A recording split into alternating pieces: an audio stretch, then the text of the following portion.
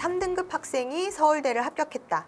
아, 정말이요? 라고 물어보시는 경우가 있을 텐데요. 실제로 서울대에서 발표한 여러 합격 사례 중에 3등급에서 서울대 공대를 합격한 학생의 사례가 있습니다. 어떤 전략을 세워서 합격할 수 있었는지 우리가 좀 디테일하게 체크를 해보도록 할 거예요. 그래서 여러분들이 잘 보시고, 아, 나의 상황에 맞춰서 나도 가능성이 있을지 한번 점검해 보시는 시간이 되었으면 좋겠습니다. 일반고 출신이었던 A 학생, 이 학생은 사실은 전체 주요교과 성적이 월등히 뛰어나지는 않았습니다.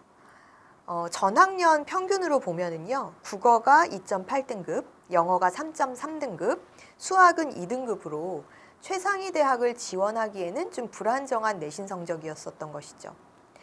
학기별로 어떤 발전 상상을 보였는지, 어떤 발전을 보였는지를 우리가 좀 체크를 해보면 사실 국어는 1학년 때 3.5등급에서 2학년 2등급, 3학년 때 3등급으로 약간의 기복이 있었어요. 2학년 때는 조금 향상된 것 같았으나 다시 3학년 때는 자신의 평균선으로 돌아온 상황이었었죠. 수학 같은 경우에도 1학년 때는 1.3등급으로 우수한 편이었으나 2학년 때 2.5등급, 3학년 때 2.6등급이라는 성적을 보이죠. 물론 아시겠지만 등급으로만은 알 수가 없는 게 1학년에서 2학년 넘어갈 때는 문이과 계열 분리가 되잖아요. 그렇기 때문에 이제 수강자 인원수나 이런 것들을 감안해 본다라고 하면 이 학생이 수학에서는 큰 향상은 없었어도 그렇다고 해서 아주 떨어지지는 않았을 거다라는 예측을 해볼 수가 있는데요. 어쨌든 국어와 수학 부분에서는 뚜렷한 향상이 없었던 것으로 보입니다. 그런데 반면에 영어 성적은요, 1학년 때 4.5등급, 2학년 때 3.5등급, 3학년 때 1등급으로 비약적인 성장을 이룬 부분이 보입니다. 그러면 영어 부분, 영어 교과에서는 이 학생이 꾸준히 노력해서 자신의 성적 성취를 향상시켰음을, 성취도를 이제 높여왔음을 알 수가 있는 것이죠.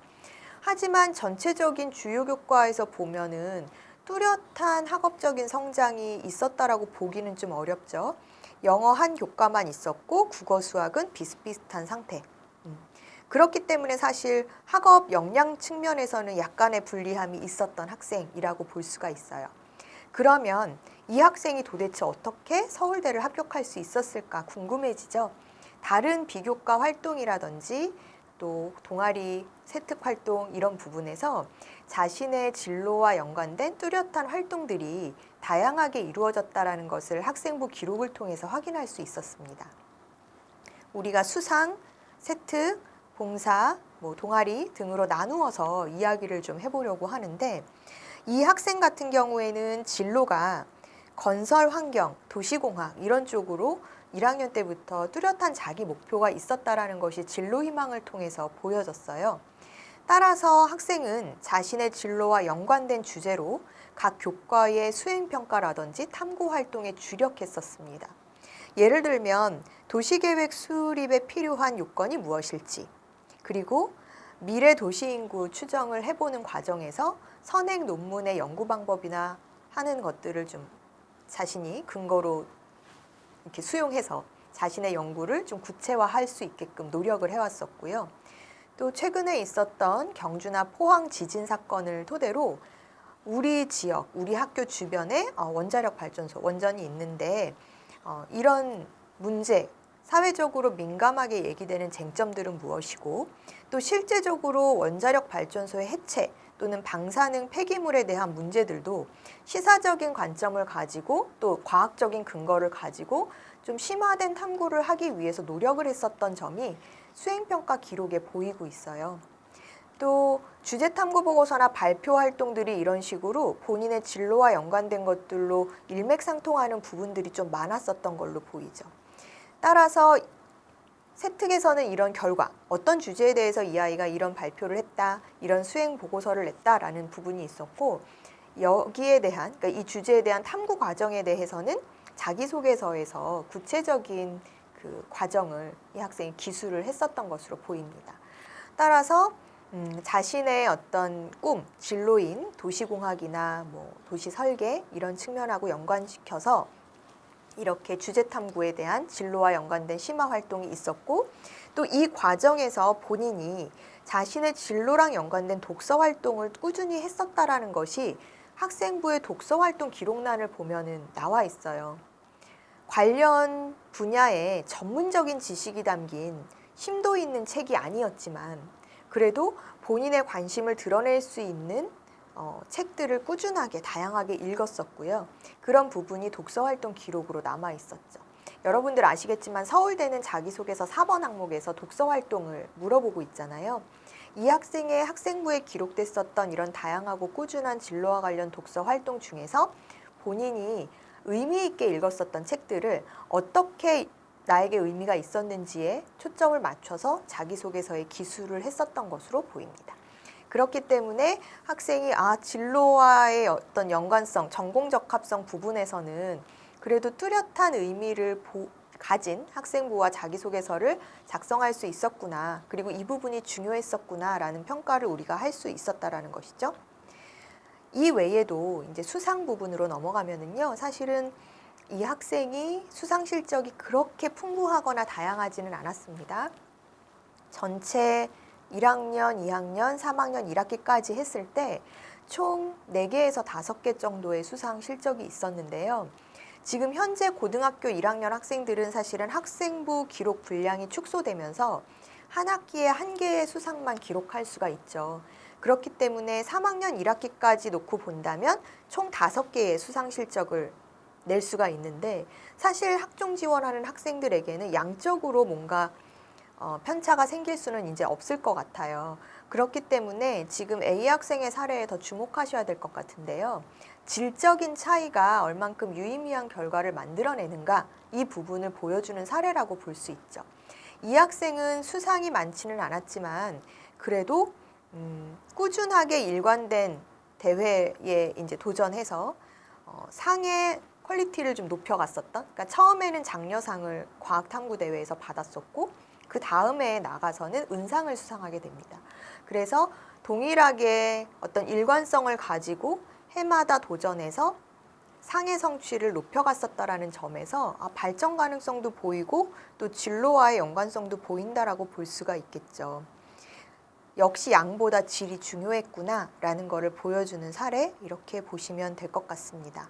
같은 대회의 수상이 학년별로 성장한 그런 스토리가 있었기 때문에 이 학생의 진로와 관련된 노력과 성장이 유의미한 결과를 만들어냈구나라는 걸로 우리가 체크를 해볼 수 있겠습니다.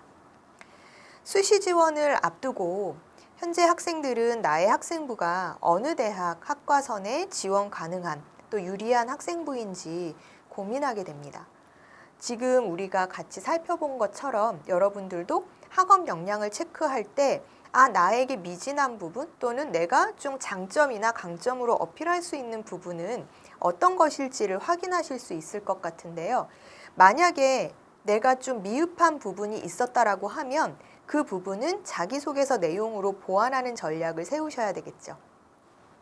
우선 진로와 연관된 교과목의 성적 선취가 어떠한지, 주요 교과의 성적 향상이 있었는지 아닌지 이 부분을 체크를 해보시고요. 만약 정량적인 내신의 경쟁력이 좀 없는 것 같다라는 상황이면은 학업적인 우수성을 보여줄 수 있는 세특 기록으로 보완이 되었는지도 한번 체크를 해보셔야 되겠죠. 다음으로 진로와 연관된 수상, 동아리 활동이 진행되었는지를 체크하셔야 합니다. 꾸준하게 일관적인 활동이었는지 아니면 상도 여러 개 다양한 걸 나가서 일관성 있게 발전한 부분이 있었는지 없었는지, 동아리도 1학년 때 동아리, 2학년 때 동아리가 달랐었는지 아니면 1, 2학년 때 연관성을 가지고 동아리 활동을 했는지 이런 부분을 체크를 해보셔야 될 것 같고요. 마지막으로 봉사나 독서 활동에서의 유기적인 연관성도 살펴보셔야 되겠죠. 독서는 아까도 말씀드렸지만 아주 전문 지식이 담겨져 있는 난이도 높은 책을 읽어야만 유의미한 것은 아니에요. 어떤 책을 읽더라도 어떻게 읽어냈느냐에 초점을 맞춰서 여러분들이 진로와 연계된 독서 활동을 보여주는 것이 좋겠죠. 그래야 긍정적인 평가를 받을 수 있다라는 거 확인해 두시면 좋을 것 같습니다. 나의 학생부가 내신 성적이 여러 활동에 대한 기록 내용보다 상대적으로 우수하다면 학생부 교과 전형이라든지 교과의 정량적인 부분이 일부 반영되는 학종 전형으로 지원하실 것을 추천드리고요. 반대로 나의 내신적인 부분의 이제 학업 우수성이 다른 활동 기록에 비해서 다시 말씀드리면 이제 내신 우수성이 다른 활동 기록보다 조금 미진하지만 다른 활동 기록이 풍부하고 차별화되어 있어서 이런 내신의 미진한 부분을 커버할 수 있는 상황이다라고 한다면 학종 도전을 권해드려요. 즉, 나의 학생부 상황을 먼저 분석하는 것이 내가 유리한 지원 전략을 설정하는 첫 걸음이라는 거 확인하시면 될 것 같습니다. 어떻게 읽었느냐가 이제 더 중요한 독서 활동이 다른 항목하고도 연관될 수 있다면 사실 더 의미가 있다라고 보여지는데요. 예를 들어서 내가 독서 활동을 했어요. 이런 뭐 도시 건설이나 도시 계획 또 아니면 내가 관심 있는 진로 분야, 공학 쪽의 부분들 이렇게 관련한 책들을 읽고 거기서 동기부여를 받거나 아니면 거기에 나와 있는 책 내용에 나와 있는 소재에서 영향을 받아서 뭐 봉사활동을 할 때 이런 읽었었던 책의 소재가 좀 유의미하게 실천적으로 활용이 될 수도 있는 것이죠. 예를 들어서 이 학생 같은 경우는 봉사활동을 그 자신의 지식을 나누는 재능 기부죠. 이렇게 지식을 나누는 이런 기부 활동으로 봉사 활동을 꾸준히 한 부분이 보여지는데요. 책에서 읽은 내용을 토대로 본인이 뭐 그림자를 이용해서 해시계를 만든다거나 이런 활동들로 구체적인 활동으로 끌어내고 그것으로 지식 기부를 했었던 그런 봉사 경험들이 좀 남들과 차별화되는 부분이었다라고 보여집니다. 따라서 학생부 종합전형은 여러분 이 학생처럼 내신의 어떤 우수성도 중요하겠지만 자신의 관심 있는 분야와 꾸준한 탐구 활동이 교과 내용을 넘어서 그 교과 내용을 확장시킬 수 있는 독서, 그리고 그 독서 활동에서 조금 심화될 수 있는 동아리, 그 동아리에서 탐구 활동을 했었던 것들이 실천적 지식으로 이어지는 봉사, 이런 식으로 각 영역별로 관련된 어떤 뚜렷한 일관성을 보여줄 수 있다면 유의미하지 않을까 하는 생각이고, 따라서 3등급 학생도 서울대에 합격할 수 있었던 그런 근거가 되지 않았을까 합니다.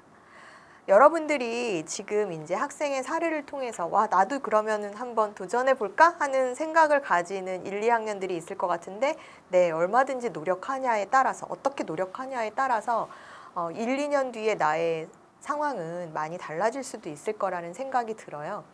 내 학생부를 내가 이렇게 정성적으로 한번 볼 수 있는, 해석해 볼 수 있는 시간을 통해서 만약에 나의 학업적인 부분, 즉 내신 등급이라든지 여러 가지 원점수 등등으로 내가 외관으로 보여지는, 직접적으로, 직관적으로 보여지는 어떤 수치적인 부분이 상대적으로 다른 기록 활동 내용들, 활동에 대한 내용들이나 세특 기록이라든지 봉사, 독서 이런 다양한 활동들에 비해서 월등히 우수하다라고 한다면 이 학생에게 유리한 지원 전략은 아마 학생부 교과 전형일 것입니다.